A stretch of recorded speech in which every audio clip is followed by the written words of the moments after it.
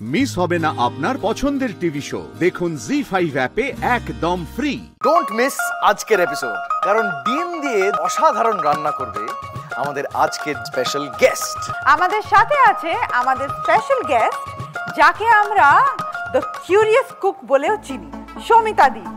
নমস্কার, welcome welcome. Soumita দি, তুমি কি রান্না করছো? আমি রান্না করছি বরিশালের হাঁসের ডিম দিয়ে ডিমের পাত পোড়া।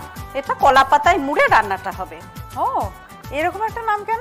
অ্যাকচুয়ালি যে কলা পাতায় মুড়ে ওটা পাতুরির মতোই হবে, কিন্তু পুড়ে যাবে একটু হালকা, তন্দুরি যেরকম হয় ওরকম, সেজন্য ওটার নাম।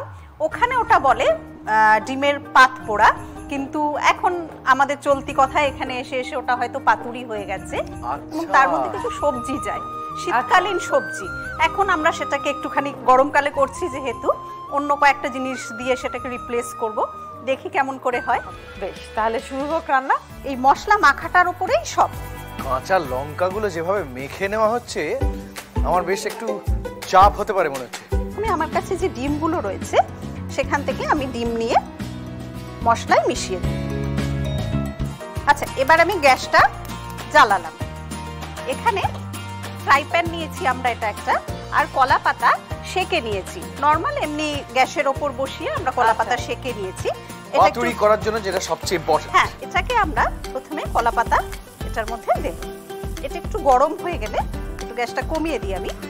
সৌমিতা দি, এই যে তুমি রান্নাটা করছো, তাই রান্নার সঙ্গে তোমার বন্ধনটা কতদিনের? আমি গত 35 বছর ধরে রান্না করছি। 35 বছর? যখন আমার 10 বছর বয়স তখন থেকে আমি রান্না করছি। এখন তো প্রফেশনালি করি। এবারে আমরা ডিমগুলো সাইডে সাইডে প্রথমে দিয়ে দিই। আচ্ছা, হাঁসের ডিমে কিন্তু ভিটামিন সি ছাড়া অন্যান্য সব ধরনের এর মধ্যে নিউট্রিয়েন্টস পাওয়া যায়। আচ্ছা, তুমি যে বলছো তুমি 10 বছর বয়স থেকে রান্না করো, রান্নাটা শেখা কার কাছ থেকে? আমার মা, জেঠি, বড় মা এরা ভালোই রাঁধেন। হ্যাঁ, এদের দেখতে দেখতেই তখন আস্তে আস্তে শেখা। রান্না একটা মহাসমুদ্রের মতো ব্যাপার, যেটা নুড়ি পাথর কুড়িয়ে বেড়াচ্ছি এখনো আর কি। সুতরাং যতদিন বাঁচবো এই ভালোবাসাটুকু যেন রান্নার প্রতি থাকে যে নুড়ি পাথর কুড়াতে পারি। আমি এবারে এই যে সবজিটা, এটা আমি মাঝখানটায় দেবো, কেমন, যাতে এটাও কুক হয়ে যায়, এটাও কুক হয়ে যায়।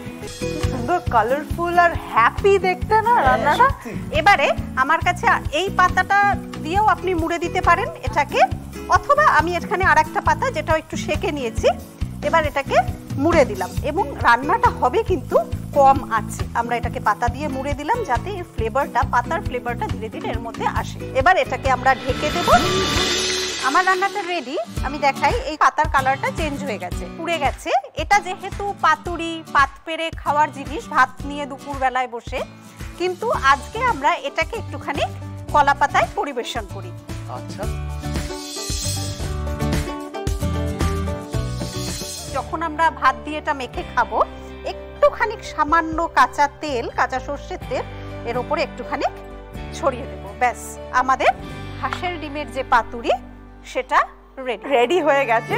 হাঁসের ডিমের পাতুরি এই চলে।